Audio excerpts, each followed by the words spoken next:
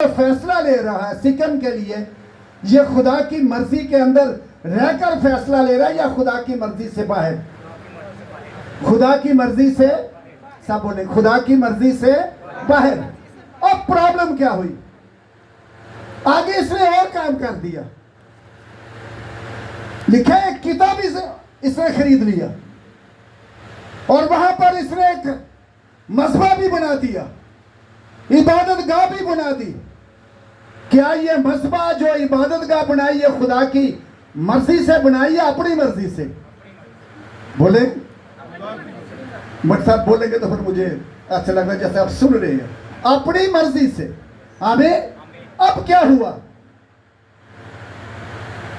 जब ये सारे काम कर रहा है, जाना इसने कहां है? बैतल। कहां जाना है? बैतल। कहां जाना है? क्या सिकम इसकी डेस्टिनी है? सिकम इसकी मंजिल नहीं है, लेकिन ये रुक गया है वहां पर। जब वहां पर रुक गया, मजहबा भी बना दिया, अब ये खुदा की मर्जी से आउट हो चुका है और ये एक डेंजर जोन के अंदर एक खतरनाक जगह पर दाखिल हो चुका। और जहां पर हम खुदा की मर्जी से आउट हो जाते हैं, हमारे ऊपर जो खुदा की मुहाफ़िज़त ठहरी होती है वो उठ जाती है। ये याद रखें। अब वहां हुआ क्या? 34 बाब एक वो चैप्टर है जहां पर खुदा का कोई नाम नहीं। सबने अपनी अपनी मर्जी की, लेकिन सबसे पहले मर्जी किसने की है बताओ? खानदान के सरबराह ने या किसी और ने? खानदान के सरबराह ने अपनी मर्जी। अब क्या हुआ? याकूब की एक खूबसूरत बेटी है। यस, किसने बोला दीना? तालियां बजाएंगे बहन के लिए, जोरदार तालियां बजाएंगे। एक खूबसूरत बेटी। कितने जो सुन रहे हैं खुदा के कलाम को? जल्दी हम क्लोज करें। याद रखें, जब हम खुदा की मर्जी से आउट हो जाते हैं तो दुश्मन रास्ते पर खड़ा होता है। दुश्मन इसी मेरे शीशो निशान पर होता है। दुश्मन इसी शिकार में होता है कि ये खुदा का बंदा या खुदा की बंदी खुदा की मर्जी से आउट हो तो तब मैं इसे दबोच लूं। आज मेरे असीसों, आपने और अपने खानदानों को पर निगाह रखनी है और देखना है, क्या मैं अपनी मंजिल की तरफ रवा दवा हूं? जो मेरी मंजिल है, मैं ईमानदार होता हुआ क्या अपने फैसले, अपने खानदान के फैसले खुदा की मर्जी से कर रहा हूं या अपनी मर्जी से? अब यहां पर क्या होता है? 34 बाब की पहली आयत को हम पढ़ेंगे शारून बेटे के साथ मिलकर। यस, पैदाइश 34 बाब और उसकी पहली आयत कलाम मुकद्दस में लिखा है, और लिया की बेटी दीना जो याकूब से उसके पैदा हुई थी, उस मुल्क की लड़कियों के देखने को बाहर गई। ये पहले सरबरा निकला खुदा की मर्जी से। अब इसकी एक इकलौती बेटी दीना, खूबसूरत, सिका मंजिल नहीं है। मंजिल क्या है? बैतल। बोले मेरे साथ, मंजिल क्या है? बैतल। ठहर कहां गया खुदा का बंदा बताओ? सिकम में। कभी कभी हमारी नजरें भी दुनिया की चीजों की तरफ चली जाती हैं। कभी कभी हमारी नजरें भी ऐसी चीजों की तरफ चली जाती है, हमें अट्रैक्ट कर लेती हैं और हम सरबराह होते हुए भी हमारा खानदान और हम खुद खुदा की मर्जी से आउट हो जाते हैं। और जब खुदा की मर्जी से आउट हो जाते हैं तो फिर मेरे अजीजों दुश्मन का शिकार होने का खतरा बन जाते हैं। अब यहां पर क्या हुआ? मेरे पीछे पढ़ेंगे। और लिया की बेटी दीना जो याकूब से उसके पैदा हुई थी, उस मुल्क की लड़कियों को देखने को बाहर गए। दूसरी मर्जी, पहले बाप ने खुदा की मर्जी को छोड़कर अपनी मर्जी की, उसका रिजल्ट याद रखो मेरे अजीजों। कितने जो अपने खानदानों के सरबराह हैं, मुझे अपने हाथ दिखा। कितनी जो माएँ अपने खानदानों की सरबराह, माँ बाप दोनों सरबराह होते हैं, दोनों मुझे ज्यादा हाथ नजर है, माओं के भी बाप के भी। Very good. आज याद रखना, बड़ी प्यारी बेटी है, शाबाश, गॉड ब्लेस यू। वो खुदा ने यीशु ने कहा अगर कोई प्यासा हो तो मेरे पास आए, तो ये बार बार मेरे पास आ रही है कि पानी पिलाने वाला यही पाई गया। God bless you. सो मेरे शीशो, हम यहां देख रहे हैं कि पहले बाप ने अपनी मर्जी की है। सिकम मंजिल नहीं है। दोबारा बोले, मंजिल क्या है?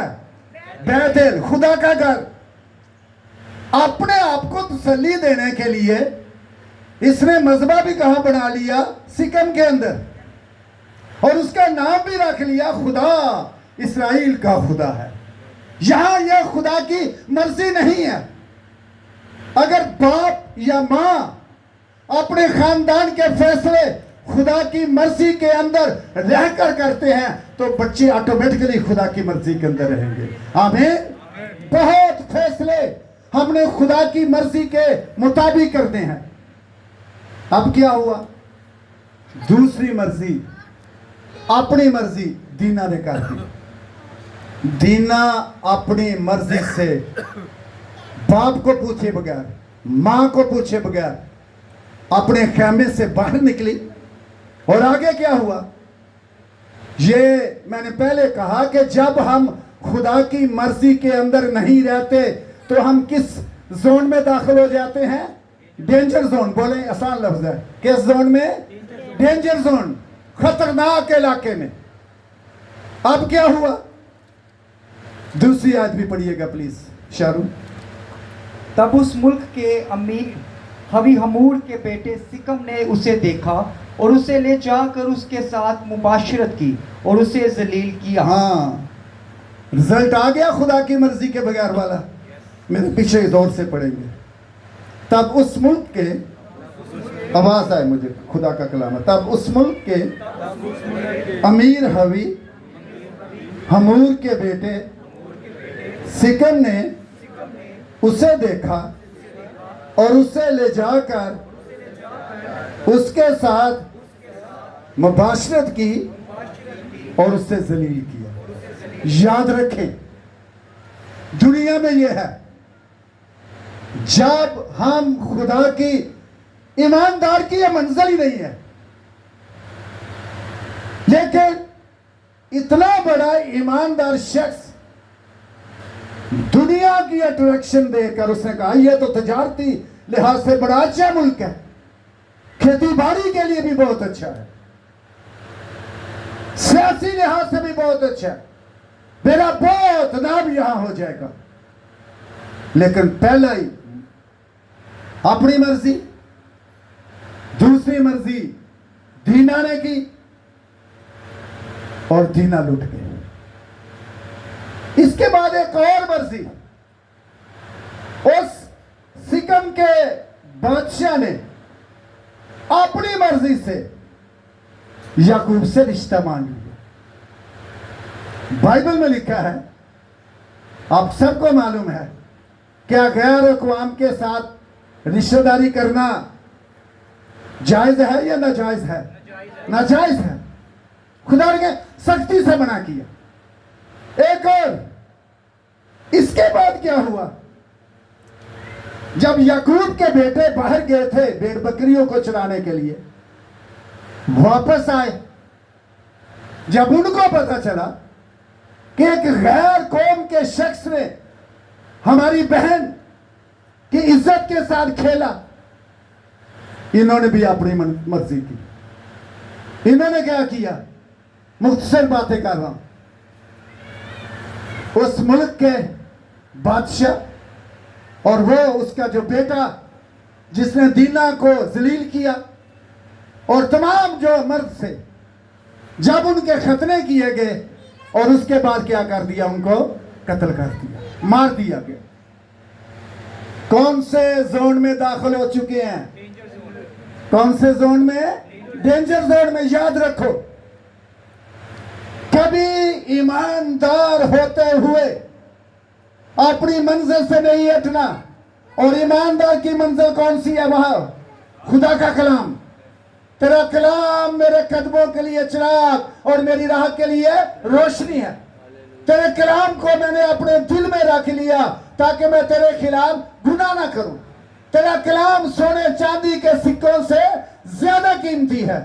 हालेलुया। लेकिन क्या हुआ? अब क्या हुआ? खुदा ऊपर से देख रहा था, ये मुश्किल में चले गए। याकूब अपने बेटों से नाराज हुआ कि यहां के बाशिंदे अब हम पे हमला करेंगे।